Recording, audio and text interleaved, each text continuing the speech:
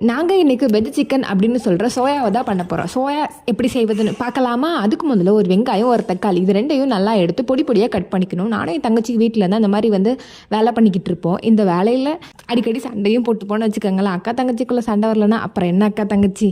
Soya பண்ணுறதுக்கு தேவையான எல்லாத்தையும் நாங்கள் பண்ணி முடிச்சிட்டோம். அதுக்கப்புறம் நாங்கள் அடுப்பத்தை வச்சு கடாயை வச்சாச்சு. கடை நல்லா காஞ்சதுக்கப்புறம் எண்ணெய் ஊற்றியாச்சு. எண்ணெய் ஊற்றினதுக்கப்புறம் கடுகு போட்டுக்கணும். கடுகு போட்டதுக்கப்புறம் கருவேப்பிலை போட்டுக்கணும்.